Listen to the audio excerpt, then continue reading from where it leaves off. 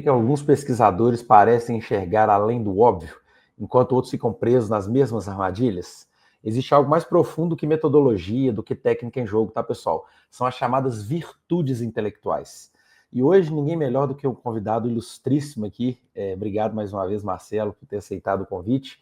Hoje eu converso com Marcelo Cabral, economista, teólogo, filósofo e pesquisador na Unicamp e na Universidade Livre de Amsterdã, para a gente entender um pouquinho o que são essas virtudes, por que elas importam para a gente aí que está fazendo pesquisa, o fazer acadêmico nosso, e como a gente pode cultivá-las na prática, na pesquisa científica.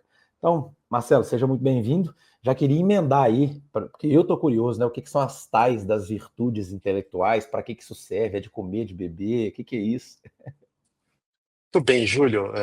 Primeiramente, muito obrigado pelo convite. É um prazer conversar com você, especialmente desse tema que tem me ocupado aí nos últimos anos. Então, eu vou dar uma definição de virtudes intelectuais para não deixar as coisas no ar, mas antes de dar essa definição, é importante lembrar uma coisa que um importante autor na tradição de filosofia analítica falou em um livro antigo, de 1949, Gilbert Ryle, um dos grandes aí da filosofia analítica, no seu livro O Conceito de Mente, eu acho que não tem em português, né? O título original, The Concept of Mind, fala o seguinte, que a gente tem que tomar cuidado quando a gente vai dar uma definição muito seca de uma virtude, seja moral ou intelectual. Por quê? Ele lembra do livro da Jane Austen, O Orgulho e Preconceito. Ele fala, ó, naquele livro, a Jane Austen está querendo explicar um tipo muito particular de orgulho da sua protagonista, que é Elizabeth. E para explicar esse tipo particular de orgulho, não adianta ela dar uma definição de orgulho. Ela tem que mostrar dezenas e dezenas de situações, de comportamentos, de pensamentos da Elizabeth, em que ela vai exercitar esse tipo de orgulho particular. Porque orgulho é uma palavra que eu posso dar uma definição, né? Um tipo de soberba, um tipo de autoengrandecimento, mas isso diz muito pouco do tipo de orgulho que a Jane Austen está preocupada em caracterizar a sua protagonista. Dito isso, um modo assim bem amplo e inicial da gente definir virtudes intelectuais são as competências do nosso caráter intelectual que nos tornam bons conhecedores, bons pensadores. Então, repetindo, são as competências do nosso caráter intelectual que nos tornam bons pensadores e bons conhecedores.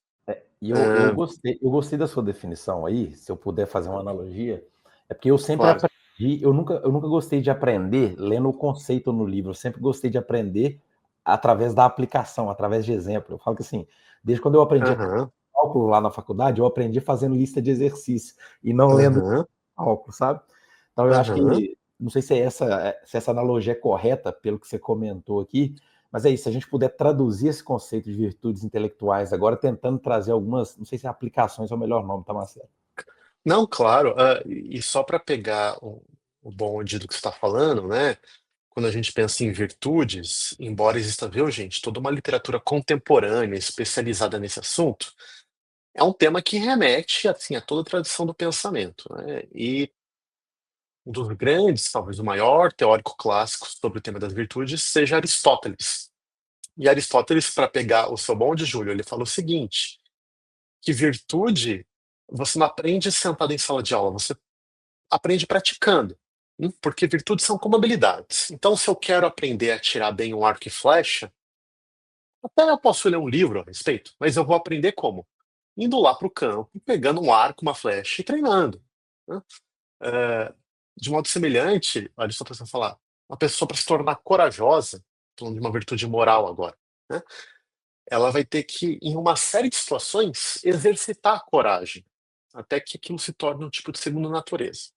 Então, para dar alguns exemplos, vale a pena começar com analogia com as virtudes morais, porque no senso comum, quando falamos de virtudes, é provável que o que vem à mente das pessoas são as virtudes morais, como coragem, generosidade, né? Ah, paciência, amor, são formas morais da gente ter certas competências do caráter. Mas o que eu estudo particularmente são essas competências ah, associadas à vida da mente, à vida intelectual. E a gente tem, assim, diversas virtudes, existem diversas listas. Você pode pensar Só uma em perguntinha rápida aqui, te claro, interrompendo, mas para eu entender aqui também. O que você tá tentando entender são virtudes, por exemplo, que é isso, que nos tornariam bons pesquisadores, ou pesquisadores que se distinguem de pesquisadores, não vou chamar ruins aqui, né, mas bons no sentido de são mais efetivos na sua pesquisa, geram mais impacto, qualquer coisa do tipo. também, né, porque, bom, esse é um papo longo, então tem que tomar certo cuidado com o que eu vou dizer, mas, por um lado, virtudes intelectuais seriam importantes para todo ser humano, né, porque todo ser humano, pelo menos aqueles que querem ser bons pensadores. Então elas são virtudes que ajudam a gente pensar não só, na atividade acadêmica. Agora, é claro que para aqueles que se dedicam especificamente à atividade acadêmica, que é uma atividade intelectual por excelência, né, o domínio do uso sistemático, metódico e criativo das nossas faculdades cognitivas para gerar uma série de bens intelectuais e sociais, é claro que as virtudes intelectuais são particularmente importantes. Então, você tem razão, né? Ah, eu vou fazer duas coisas. Deixa eu primeiro falar de alguns nomes. Por exemplo, a gente fala de curiosidade, de autonomia intelectual, de coragem intelectual, de amor ao conhecimento, de humildade intelectual, de pensamento profundo, de atenção profunda, de criatividade. Tem diversas virtudes intelectuais que a gente pode discutir assim a respeito, tentando sair do senso comum, né? Que são todas palavras que estão no nosso vocabulário, mas uma análise cuidadosa e profunda de cada um desses termos revela assim, dimensões que escapam ao senso comum. Mas deixa eu só reforçar alguma coisa que você falou. Muitos estudos recentes em cognição, em inteligência, mostram que pessoas com alto QI, alta inteligência abstrata, podem e frequentemente cometem erros bizarros de raciocínio. hum? Ou seja, o raciocínio humano ele é falho por natureza, e mais do que isso, mero QI elevado ou inteligência abstrata não blinda você contra os erros naturais da cognição humana. E tem um agravante, né? Tem alguns estudos mais recentes que mostram que pessoas com QI mais elevado às vezes podem cometer erros piores de raciocínio. Por quê? Porque o raciocínio elevado ou um alto QI, em vez de fazer com que ela se blinde contra as armadilhas da cognição, faz ao contrário, faz com que a pessoa seja capaz de elaborar justificativas bem estruturadas para justificar os seus erros, suas crenças falsas, suas opiniões infundadas. Então é como se fosse assim: uma pessoa muito inteligente, ela é muito boa em criar justificativa para acreditar em bobagem. Então a gente tem estudos que pessoas com uma inteligência, um QI aqui, tá? Que não é sinônimo de modo algum de inteligência, mas um QI médio, muitas vezes elas performam melhor do que pessoas de QI alto em certos domínios. Porque as pessoas de QI alto conseguem criar justificativas mais elaboradas para bobagens que elas acreditam. E elas vão se entrincheirando em algumas bobagens, né? Então, quando a gente pensa em fake news, em teorias da conspiração, QI alto ou mera inteligência abstrata não são antídotos contra acreditar em bobagem. Agora, você usa o E termo aí, inteligência abstrata e tal, eu queria que você colocasse o termo inteligência emocional também, porque às vezes isso é meio chulo, assim, no jargão, e, aham, eu queria tentar, eu queria te pedir para amarrar o termo. Se fala muito, né, de inteligência emocional hoje em dia, como é que isso se conecta com essa prosa aí? sim, cara. Então, vamos lá. Então, inteligência, de uns 30, 40 anos para cá, com um aprofundamento dos estudos sobre a cognição e sobre a inteligência humana, ah, há uma tendência de expandir a noção tradicional de inteligência. A noção tradicional de inteligência, colocando bem entre aspas esse tradicional, via uma identidade entre inteligência e capacidade de raciocínio abstrato. A pessoa capaz de fazer contas elaboradas de matemática, uma memória aguçada, né? Então, se resumir inteligência a esse tipo de atividade cognitiva. Mas, nos últimos 30, 40 anos, tem vários teóricos de linhas diferentes que tentam expandir o conceito de inteligência. Uma dessas linhas, tá, que não é de modo nenhum uma única, nem absolutamente aceita, vai para a ideia de inteligência emocional. Outros autores vão por outros caminhos para expandir, não vão usar exatamente essa linguagem, né? Mas que vai dizer o seguinte, que uma pessoa que é capaz de ter competências nos domínios que a gente chama de emocionais, como sociabilidade, manter boas conversas, ter um autocontrole das suas emoções, essas competências também são formas de inteligência, para além de fazer contas de matemática de cabeça, ou ter uma memória capaz de lembrar, assim, o nome de todos os rios brasileiros da região Nordeste, né? Tem gente que tem essas memórias impressionantes. Que, veja, são competências importantes.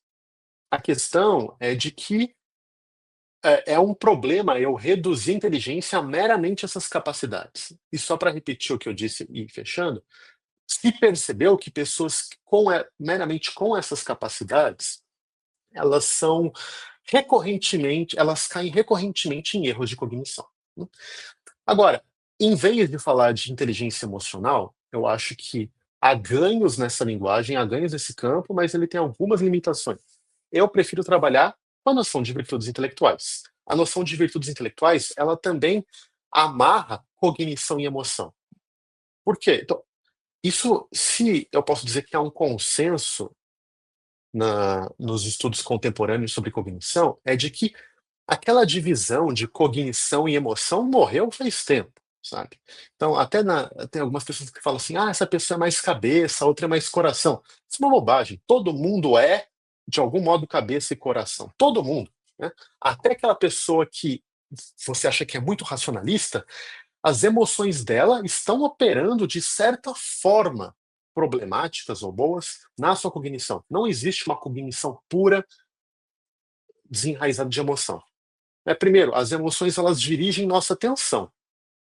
Pensa aí, para você estudar alguma coisa com afinco, a sua atenção precisa estar dirigida para aquele objeto do seu estudo. Isso tem um componente emocional. Se você não tem um mínimo apreço, um mínimo interesse naquilo, que são componentes emocionais, é impossível manter a atenção. Outra coisa, as nossas faculdades perceptórias, elas estão constantemente inundadas de milhões de estímulos. Uma pessoa inteligente, uma pessoa intelectualmente virtuosa, ela é capaz de, muitas vezes automaticamente, tá? Isso não é assim, um julgamento elaborado, automaticamente selecionar para onde a atenção dela deve ser dirigida. Pensa aí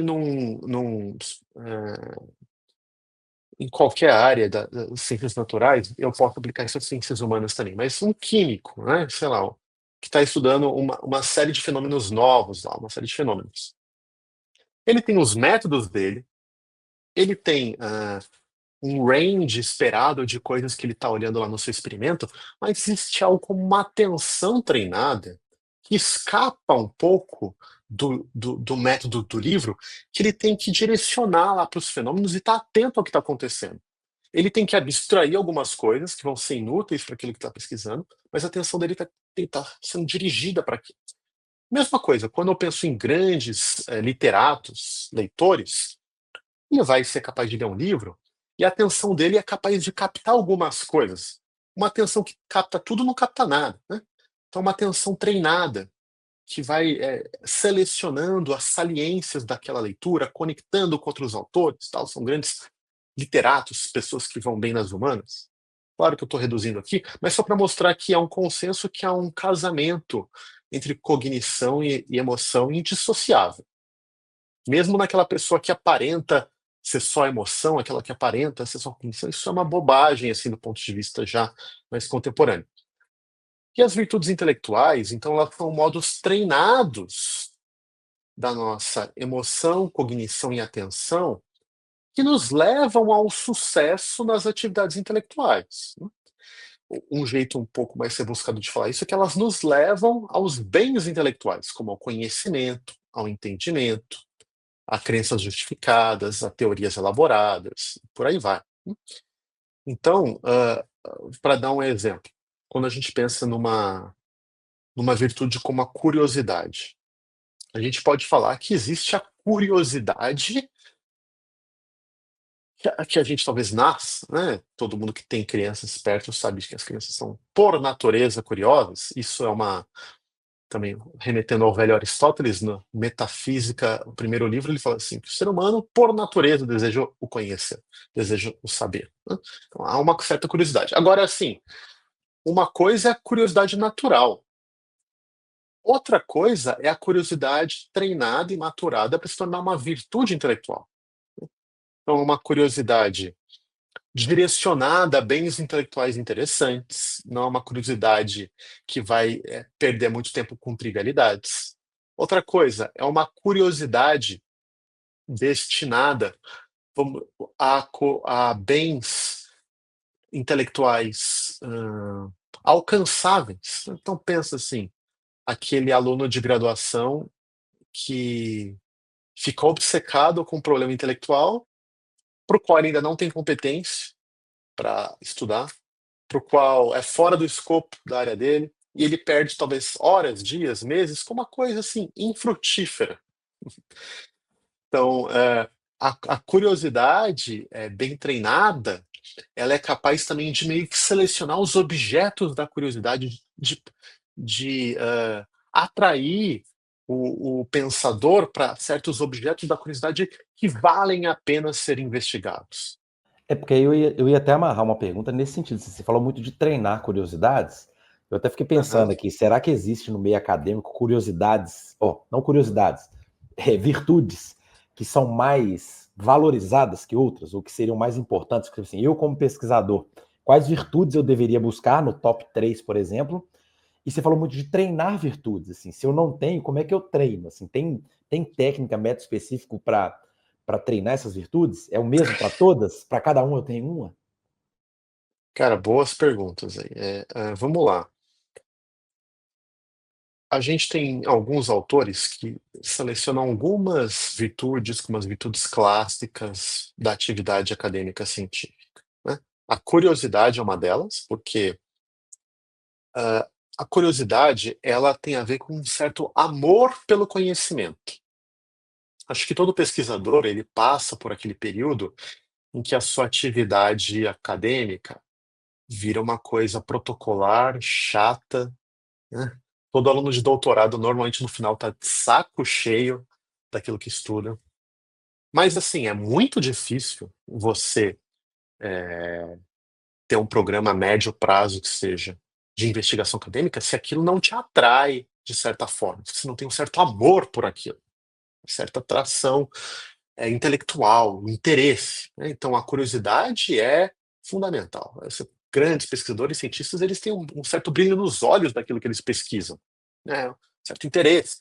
Tudo bem, a gente às vezes fica cansado, a gente precisa descansar, dar uma certa distância, né? Mas assim, sem essa curiosidade que envolve um amor pelo objeto de conhecimento, é muito difícil a gente ser movido a se dedicar tanto tempo àquilo.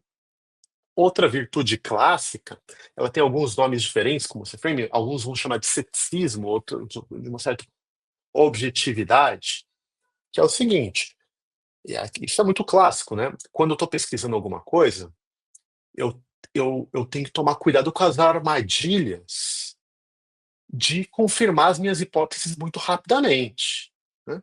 Então eu tenho que manter um certo ceticismo sóbrio, porque todos nós vamos ter uma tendência de, seja em experimentos de laboratório, seja quando eu estou lendo um livro para confirmar as minhas ideias, tá vendo? O autor está falando isso mesmo, a gente tem uma tendência natural de achar evidências que conformam, que confirmam as nossas hipóteses e rejeitar meio assim, automaticamente, evidências, hipóteses que possam apresentar problemas.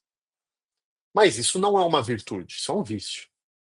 Uma virtude acadêmica é manter um nível de ceticismo em relação às nossas próprias ideias, as nossas próprias hipóteses, né? Agora, veja, eu falo que é um certo nível de ceticismo, porque um ceticismo exagerado pode atrapalhar. Por quê? Porque se eu preciso acreditar nas minhas ideias em alguma medida a investigá-las, né? E também, se a cada empecilho, se a primeira evidência contrária eu já desisti das minhas hipóteses e ideias, provavelmente nenhuma delas floresceria. Você não vai Aliás, fechar uma tese. nenhuma grande ideia científica teria provavelmente triunfado na história da ciência se os seus idealizadores, descobridores, na primeira evidência contrária tivessem desistido, tá errado. Não, né? Isso é interessante falar que as virtudes também, normalmente, elas são entendidas como um ponto mediano entre dois extremos. Então, veja, pegar de novo a curiosidade.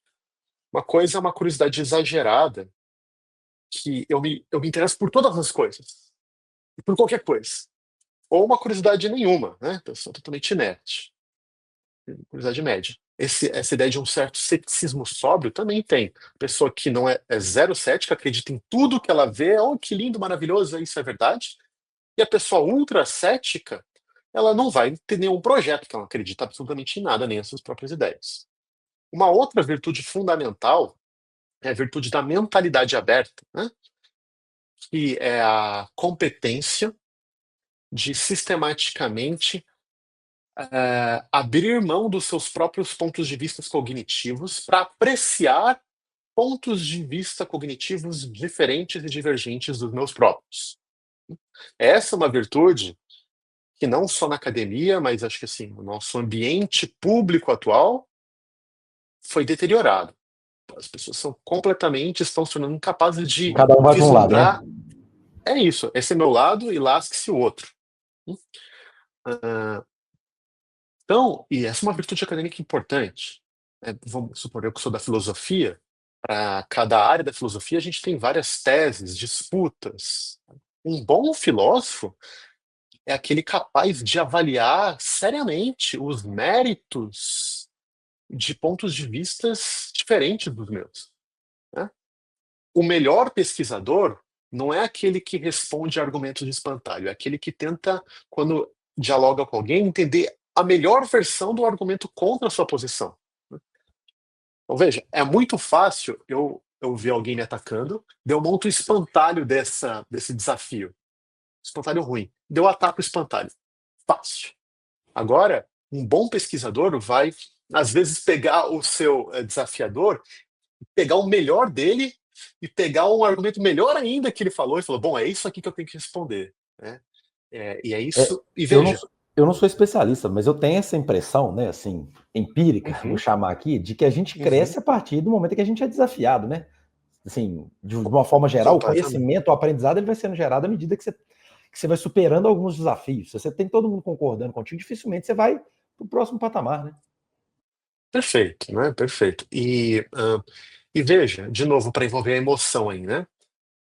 Uma pessoa realmente mente aberta, ela faz isso com um certo prazer no bom sentido, né? Então, ela vê valor em ser desafiada, ela vê um valor real, né? Olha, eu vou dizer da minha área da filosofia, eu gosto muito, e assim, não estou falando de mim, mas é uma virtude comum, a gente gosta quando a gente vai apresentar um paper e a gente ouve críticas. Eu não quero ouvir só elogios, né? Eu quero ver alguém me falar quais são os meus blind spots, onde que meu argumento não está tão bom, que parte daquilo que eu afirmo parece que não está tão bem sustentado. Quero ver alternativas à visão que eu estou defendendo. Tem outros que falam, você falou disso, mas e isso aqui? Você não está contemplando. Isso parece contra o que você está dizendo. Quando a gente se depara com esse tipo de desafio, a gente tem a oportunidade de refinar nosso pensamento, melhorar os nossos argumentos. Agora, é claro que isso é um pouco contextual, né? Depende do tipo de crítica. Tem gente que critica só para destruir. A própria habilidade de fazer uma boa crítica envolve virtudes intelectuais. Ou seja, eu ofereço uma crítica não porque eu quero destruir, mas porque eu quero contribuir com o trabalho do meu par. Eu acho problemas no trabalho dele porque eu acho problemas genuínos, não porque eu estou caçando pelo em ovo Porque só eu tenho que para ter algum para encher o falar, né? saco. Exatamente. Então, apresentar. Então, essa é uma virtude que a gente coloca, o nome em inglês é inquisitiveness. Um pouco difícil de traduzir para português, pode pôr inquisitividade. Tem Tem a algumas ver com pessoas que. inquérito mesmo, né? Inquérito, tem gente que traduz por a virtude do inquérito. Muito bem. Que é colocar questões boas, colocar bons desafios, fazer boas perguntas, isso envolve virtude, né? A hora de fazer uma pergunta que realmente é, seja fruto de uma inquietação genuína, não seja fruto de encher o saco das outras pessoas. Uma pergunta que ela é estruturada de forma a capturar algo interessante para colocar em debate. Isso tudo é uma virtude, né? Eu lembro que uma vez num contexto em Oxford, depois de uma aula pública, e as pessoas fazendo perguntas, eu fiquei admirado com a qualidade das perguntas. Falei, gente, impressionante, assim, como as perguntas são muito boas. E isso me provocou, né? Que a pergunta não é meramente assim, professor, explica de novo. A pergunta era de alguém que prestou atenção, né? Que o professor colocou lá uma questão e a pessoa levantou um problema genuíno, assim, para ser pensado, sabe? Então, é, isso são E, algumas virtudes, né, e importantes para o aí, acadêmico. e aí tem um lado sombrio aí que a gente vinha discutindo aqui nos bastidores, né? Que é quando a gente vai para o campo dos vícios, assim. Como é que a gente diferenciaria os vícios das virtudes e por que que a gente tem que ter cuidado com esses vícios? Aqui também falam de vícios intelectuais. Olha, normalmente na tradição filosófica, a gente, os vícios são muito mais fáceis de adquirir do que as virtudes. Assim, enquanto a virtude ela necessita de um tipo de educação e de um esforço constante, prolongado e sistemático para ser adquirido, o vício basta que a gente não faça nada normalmente, que ele vai ser ad- adquirido e entrincheirado, né? Então, vamos dar um exemplo. Se de um lado eu tenho a virtude da mentalidade aberta, temos dois vícios muito parecidos, tem uma pequena diferenciação, mas aqui a gente pode deixar eles juntos, que é o vício do dogmatismo ou da mente fechada. Olha, meramente o fato de nós habitarmos um mundo que está muito polarizado, nós temos uma tendência todos de nos tornarmos mente fechada, dogmáticos, que é um vício que vai me fazer incapaz de vislumbrar, de abrir mão do meu estado cognitivo padrão para apreciar os méritos de outros pontos de vista cognitivos. É uma incapacidade. Eu não sou capaz de vislumbrar nada diferente daquilo que eu penso. Então, enquanto que as virtudes intelectuais são competências que nos tornam bons pensadores, os vícios são aquelas marcas do caráter intelectual que nos tornam maus conhecedores, maus pensadores e que obstruem o nosso acesso ao conhecimento. Então, tudo aquilo que eu adquiro ou que eu tenho, em termos das minhas tendências, dos meus processos cognitivos, dos meus modos de pensar, das minhas atitudes mentais, que obstruem o meu acesso ao conhecimento, isso são vícios intelectuais. Também a gente pode ter uma lista grande aí. Aí Você Mas colocou, você colocou o contraponto, né, do vício aí da mentalidade aberta e da mentalidade fechada. Teriam isso. outros aí que não são contrapontos das virtudes que a gente falou e que são clássicos, assim, vícios de pesquisador que a gente tem que eliminar, assim, se a gente tivesse que listar? Olha, tem vários, né? Veja, às vezes, um vício intelectual, ele não afeta tão imediatamente o seu possuidor, mas ele afeta todo o ambiente. E, por consequência, ele piora a qualidade epistêmica do ambiente. Então, deixa eu dar um exemplo. Vamos pensar no orgulho, o oposto da humildade intelectual, ou a vanglória, ou a vaidade intelectual. Então, é uma pessoa que ela tem um apreço por si mesmo e pelas suas próprias ideias exagerado, um amor a si mesmo, um amor nas suas próprias ideias exagerado, um desprezo pelas ideias dos outros, né? E assim, ela se importa não tanto com o conhecimento, mas ela importa com o seu status, certo? A gente pode olhar talvez para a história da ciência, do pensamento, tem vários brilhantes pensadores que ah, eram totalmente vaidosos. E talvez seja um dos vícios comuns no universo acadêmico, né? Um certo tipo de vaidade intelectual. Agora veja, uma pessoa com esse tipo de vício, mesmo que ela seja inteligente, produza, como ela tem um apreço pelas suas ideias e um desprezo pelas ideias dos outros, ela vai deixar de ser aberta a críticas, a sugestões de melhora, a desafios, né? É um professor que talvez não vai aceitar sugestões de alunos ou de pares para melhorar a sua ementa, melhorar os seus modos de ensino. Vai ser alguém que vai criar dificuldades de se relacionar com outras pessoas. Talvez ele treine bons orientandos, mas esses orientandos uma hora vão se afastar porque não aguentam a presença daquela pessoa. Então, isso vai gerando um ambiente, um sistema que não é conducente aos bens intelectuais e ao conhecimento. A pessoa vai perder uma série de oportunidades, de relações e de pares para conseguir isso. Agora, dar um outro exemplo. Tem teorizados aí a procrastinação, que é um dos vícios opostos à virtude da, da perseverança intelectual, a procrastinação, que também parece ser um vício meio endêmico hoje, né? A gente escuta muita gente com dificuldade de concentrar, vai escrever um paper, vai ler um livro, fica voltando para a rede social, fica uma dificuldade de se concentrar, né? Então, a procrastinação não é quando alguém desiste de um projeto intelectual, de uma tarefa, é quando a pessoa posterga, sabendo que ela não deveria postergar e sentindo um tipo de culpa por postergar. Porque às vezes, desistir de uma atividade é até melhor.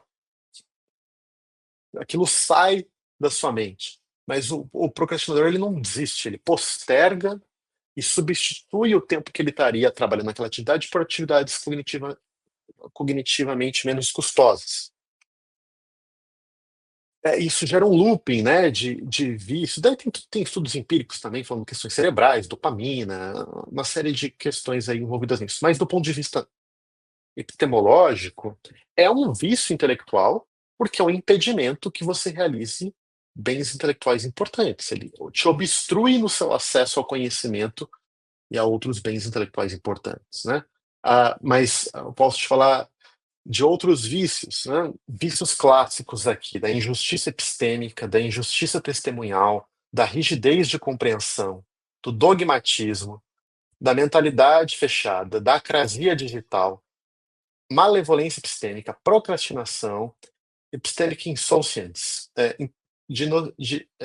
desonestidade intelectual, servilidade intelectual. Então, estou falando alguns só, tá? Que permeiam aí o vocabulário para a gente entender. Então, ó, Marcelo, vou dar um... eu, não, deixa você completar o exemplo, depois eu quero te fazer uma pergunta relacionada a ambiente.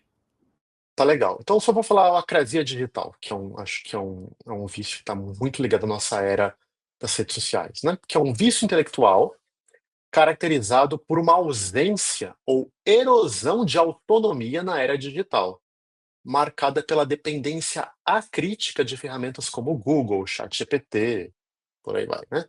Esse vício promove a superficialidade do conhecimento, substitui a reflexão cuidadosa pela aceitação imediata de informações disponíveis e contribui para a desordem epistêmica, onde a credibilidade é determinada mais pela visibilidade algorítmica do que pela confiabilidade ou rigor das fontes, né? Então, eu É acho tipo isso. eu que fico preguiçoso agora de escrever e-mail em inglês e peço pro chat GPT escrever para mim todas as vezes. Eu paro de pensar na hora que eu vou escrever um e-mail. Olha, eu estou fazendo isso também. E eu acho ótimo, na verdade. Marcelo, eu acho que esse é um bom uso da ferramenta. Porque é chato escrever e-mail em inglês, não é nossa língua materna, tem uns truquezinhos de linguagem que às vezes eu gastava um tempão. Agora, então veja, para mim, é claro que é uma questão de opinião. Eu não acho que está fazendo nada de errado. Mas assim, a pessoa que deixa de ler qualquer artigo agora e só lê o resumo do ChatGPT, isso é um exemplo do crença digital. Veja, não tem erro nenhum. Eu tenho 10 artigos, eu coloco lá no ChatGPT e vejo assim, para fazer resumos e vejo dado o resumo, quais artigos são mais interessantes para aquilo que eu preciso, então eu dirijo minha atenção e foco mais naquilo. Bom uso da ferramenta. Agora, eu deixar de ler argumentos complexos, é uma acreditar. Eu utilizar para melhorar minha linguagem quando eu vou escrever um artigo em inglês, bom uso da ferramenta. Achar que o chat vai escrever um artigo inteiro para mim, talvez você consiga numa revista ruim, não vou entrar nesse mérito agora, mas eu te garanto que, pelo menos na minha área, se você tentar fazer isso e submeter para uma revista acadêmica boa, você vai levar um pau bem dado. E vai deixar de treinar as competências mínimas de um bom pesquisador, que é escrever, né? Ferramentas podem ajudar e devem ajudar, e a gente não tem, são incontornáveis, mas elas não devem fazer com que a gente perca e atrofie habilidades fundamentais de seres pensantes, né? E aí, Marcelo, assim, como é que a gente cultiva, então, as virtudes e elimina os vícios, assim? De forma prática agora. Eu sou muito prático, assim, direto ao ponto, assim. O que eu preciso fazer para eu cultivar aquilo que é bom e descartar os vícios? Cara, deixa eu começar falando de algumas coisas genéricas, depois a gente fala de coisas mais específicas. Na tradição de virtudes, que remete de novo a Aristóteles, mas claro que isso tem várias facetas contemporâneas, tem três aspectos fundamentais no cultivo de virtudes. O primeiro, e você cantou a bola no começo, é a prática, é a atividade intelectual. Então, se eu quero me tornar um bom leitor, não basta eu ouvir palestras de como me tornar um bom leitor. Eu tenho que ler. Se eu quero aprender a escrever, eu tenho que escrever. Tudo bem, não sei, eu fazer um curso de escrita acadêmica, comprar um livro de escrita acadêmica, isso claro que pode ajudar. Mas a forma por excelência é exercitar a atividade em si. Mesma coisa, se você vai para uma área específica da ciência, né? Vai trabalhar com química que envolve o uso de um microscópio específico. Você pode ouvir palestras de como usar aquele microscópio, mas você vai ter que olhar lá, fazer observações. E para quem vai olhar no começo vai ser confuso, você vai aprendendo a fazer distinções, você vai aprendendo a direcionar sua atenção, por aí vai. Então, primeira coisa é, é você fazer as atividades intelectuais, se submeter a elas, mesmo ah, tendo uma competência baixa para aquilo. E tudo bem, você vai sendo desafiado, vai aprendendo, vai tendo feedbacks. Isso leva para o segundo ponto. Existe na tradição de virtudes a noção de modelos morais, e no nosso caso, modelos intelectuais. São pessoas que elas modelam para a gente, em alguma medida, virtudes intelectuais. Então, eu estar na presença de pessoas que possuem as virtudes e, por assim dizer, assistir de camarote ou acompanhá-las ou ser treinadas por elas é fundamental. Veja que essa ideia está no DNA da vida acadêmica, que envolve a relação de orientador e orientando. Alguém que vai iniciação científica, mestrado, doutorado, você, teoricamente, se você teve a sorte de ter bons orientadores, é isso que está acontecendo na prática. Você está do lado de alguém que possui as competências, habilidades e virtudes intelectuais, e você vai adquirindo não só o conteúdo que essa pessoa tem, mas os modos de pensar, os modos de observar, né, o modo que ela trata as coisas. Então, não sei, falando numa área de humanas, né, você vai aprendendo com o professor como ele lê texto, né? Você vê que ele se apropria, ele é capaz de achar teses, ele é capaz de ver padrões, não é só o conteúdo que ele tem, então é um modo de pensar, um modo de processar. Com isso vem um perigo, tá? Porque normalmente pessoas com esse mito de virtudes e vícios, competências, inabilidades, coisas boas e maneirismos. Então, ao modo que a gente vai se relacionando com mentores, tutores, orientadores, idealmente, a gente deve se apropriar das coisas boas e tentar não Não incorporar absorver os os vícios, né? maneirismos. Não, tem aquele típico exemplo do orientando que tem até os gaguejos, o tom de voz, a entonação do orientador. Às vezes vai adquirindo arrogância intelectual, o desprezo pelos outros, a mentalidade fechada com tradições de pensamento diferente. Isso seria a má apropriação do modelo intelectual. A boa apropriação é aquela que pega o- as habilidades, as virtudes. Então, veja, a gente tem a você performar e realizar atividades intelectuais, a presença de mentores e, claro, também, o que eu acho que é importante, você aprender sobre as próprias virtudes intelectuais. Então, eu falei aqui dos vícios, eu vou rapidamente, só para vocês terem noção, a quantidade de virtudes que eu tenho aqui, ó. Curiosidade, uma distinção dela, curiosidade científica, humildade intelectual, autonomia intelectual, interdependência intelectual, attentiveness, que eu traduzo por concentração profunda, diligência profunda, rigor intelectual, mentalidade aberta, coragem intelectual, perseverança intelectual, amor pelo conhecimento, frônesis, a virtude da leitura, a virtude da, da inquisitividade, criatividade, playfulness, honestidade intelectual, empatia intelectual, cuidado intelectual, ceticismo, esperança intelectual, justiça testemunhal, confiança calibrada, temperança intelectual.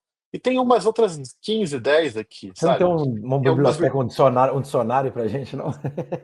E é mais ou menos isso que eu tenho aqui. E tem algumas virtudes que são importantes para o orientador, para o papel de orientador. Então pensa o seguinte: generosidade intelectual, né? Um orientador que é capaz de ver nos seus orientandos potencial, de ver os bons argumentos. Uma pessoa generosa, ela gosta de transmitir o que ela tem, né? Então, uma pessoa generosa intelectual gosta de compartilhar o seu conhecimento, a sua inteligência, suas habilidades, vamos dizer assim, os seus atalhos que ela aprendeu ao longo da vida acadêmica. Outra coisa, empatia intelectual, né? Então, é o seguinte, isso é muito importante para um professor, é aquela capacidade de eu entender a condição epistêmica atual do meu público e calibrar minha linguagem para aquele público. Porque se eu falo num nível ou com um uso conceitual ou vocabular que o meu público não entende, posso até falar coisas incríveis, mas ninguém entendeu. Isso é uma falta de empatia intelectual, né? Então, tem virtudes também que são importantes para diferentes etapas e posições da vida acadêmica. Sensacional, eu já tô viajando aqui e buscando pergunta na minha cabeça. Agora, e no nível de, assim, porque a gente falou muito do indivíduo aqui, né, Marcelo? Assim, virtude intelectual também, a gente trabalha em camadas, assim, a gente poderia falar de virtudes de instituições, da própria universidade, ou, assim, como é que a gente faria essa tradução? Porque eu volto naquela pergunta que eu falei que eu ia te fazer, que tem a ver com o ambiente. Assim, para mim ficou muito claro, um reforço na sua fala, talvez eu esteja enviesando aqui, mas o papel do quanto o ambiente também molda essas virtudes ou esses vícios, né? E se você está num meio de pesquisadores com determinado comportamento, há uma tendência, né? Então eu queria saber se essa discussão também acontece no nível das instituições. E aí, se realmente existe essa lógica da influência do ambiente para as virtudes e vícios de nós, pesquisadores. Bom, a minha resposta é demais. Inclusive, a minha pesquisa acadêmica é muito mais direcionada a virtudes sociais e de instituições do que de indivíduos, né? Existe toda uma polêmica na literatura atualmente sobre isso. Então, sim, nos últimos anos, mais recentemente, teve um movimento grande da literatura de não deixar de focar em virtudes de indivíduos, que continuam importantes, tá? Mas, assim, de um deslocamento para as virtudes de comunidade, de grupos, de coletivos e até de instituições. E daí, cara, a gente entra num mundo muito amplo. É difícil aqui eu resumir rapidamente, mas eu vou falar duas coisas sobre isso. Por um lado, existem virtudes institucionais ou de comunidades que elas têm a ver com a cultura e com certas normas que regulam aquelas instituições ou comunidades. E isso é interessante, e eu tenho um interesse por isso, porque vai além das competências de indivíduos. Vou dar um exemplo bem banal para tentar entender, a gente pode aplicar isso para o contexto universitário depois, né? Então imagina, não sei o quê, que você é uma pessoa mente fechada, não é muito curiosa, mas por acaso cai um livro na sua mão, você achou interessante e foi num clube de leitura que vai discutir esse livro.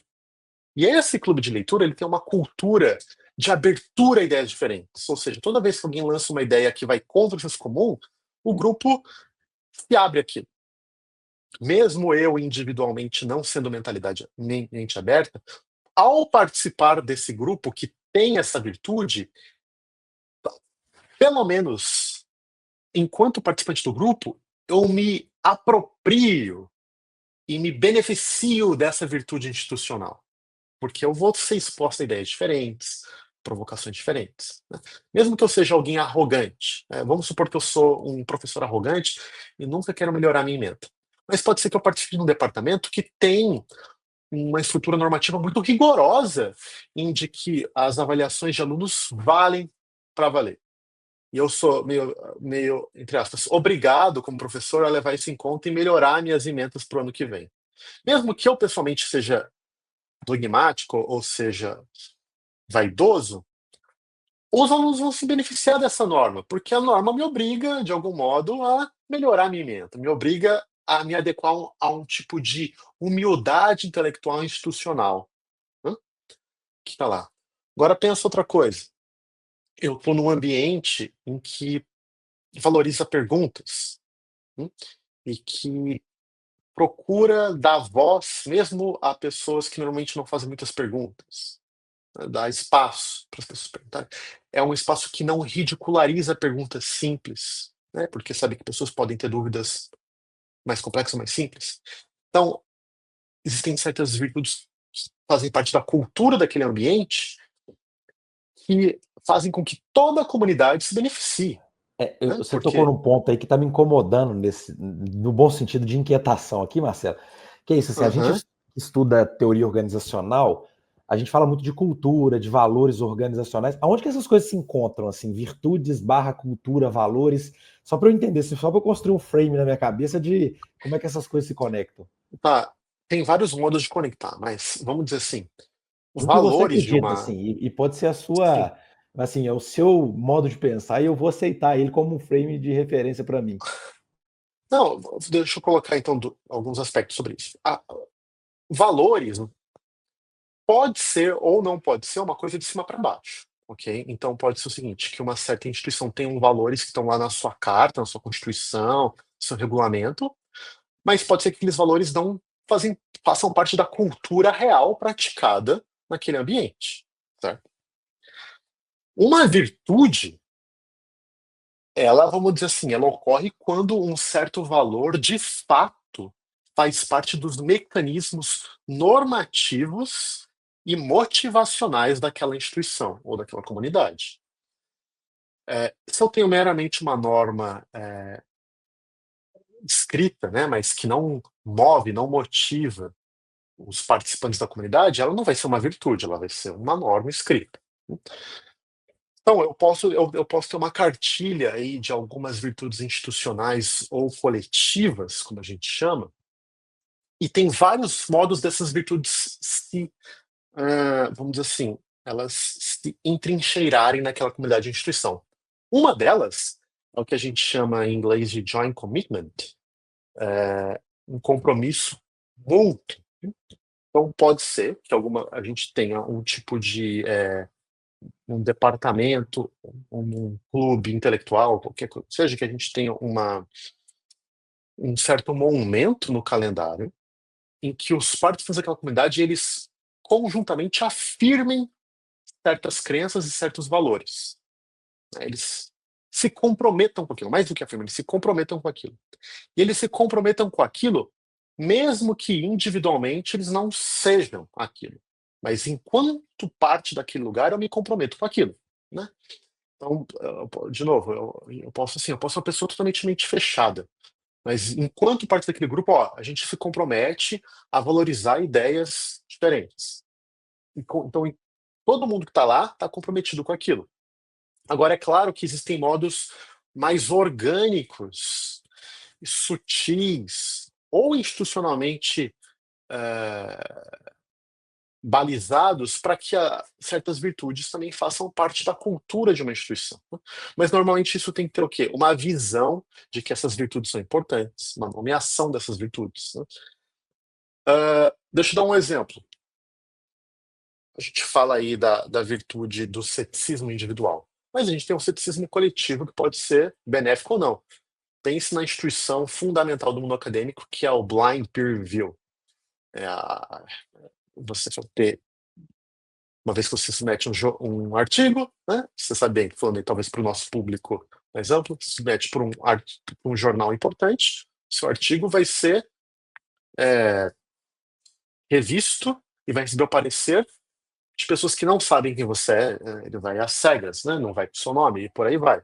É uma tentativa de ter uma virtude coletiva, de ter um olhar objetivo, de alguém que vai olhar para os argumentos e não vai olhar para o nome da pessoa que está publicando, está submetendo, para testar as ideias, eh, e dar um parecer a respeito das qualidades das ideias para contribuição para o campo. Ou a própria instituição do Blind Peer Review é uma tentativa de institucionalizar a virtude da objetividade, que é o seguinte, que as ideias têm que ser valorizadas não pelo nome de quem escreve, não por um viés ou por outro, mas pela qualidade das ideias em si. Como toda instituição tem imperfeições, tem limitações, claro, mas a gente tenta organizar também, é possível a gente organizar as nossas práticas intelectuais para que as virtudes socialmente sejam alocadas. Bom, Marcelo, assim, se pudesse, né? Eu sei que você está com a agenda corrida aqui, eu ficaria aqui mais algumas horinhas para a gente conversar, mas queria que você deixasse um recado final aí, pensando na nossa audiência de pesquisadores, professores, acadêmicos, enfim. Qual o recado que você deixaria aí para a gente fechar esse papo, infelizmente, pelo avançado tempo? Claro, Júlio. Bom, novamente, obrigado pelo convite.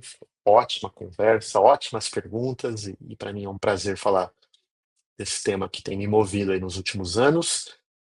É, eu acho que nós, no Brasil, a gente enfrenta, como pesquisadores, condições adversas, uma série de empecilhos para a nossa atividade intelectual, né? Então, eu acho que nós precisamos pensar cada vez mais virtudes que promovam a colaboração e um tipo de atividade conjunta, assim, entre nós como uma frente de pensadores e pesquisadores, né? De novo, eu insisto que a gente pense nessas virtudes não como moralismos, isso seria uma bobagem, mas como as competências que podem nos tornar melhores pensadores, que podem melhorar a saúde das nossas comunidades, melhorar a qualidade das nossas relações intelectuais e promover o conhecimento, que é a batalha que todos nós temos, né, enquanto pensadores. Muito bom, Marcelo. Para quem ficou aqui até agora, né, não custa pedir para o pessoal clicar na setinha aqui, compartilhar o vídeo com a rede de pesquisa. E se você gostou desse papo também, pessoal, eu vou deixar um vídeo na sequência aqui que a gente discute, eu e o Johnny discutindo pensamento crítico, que é uma habilidade importante aí pensando em ambientes de pesquisa. Então, se você ficou até aqui, prazer, e a gente se encontra nos próximos episódios. Marcelo, muito obrigado, viu? Um abraço. Um abraço, Júlio.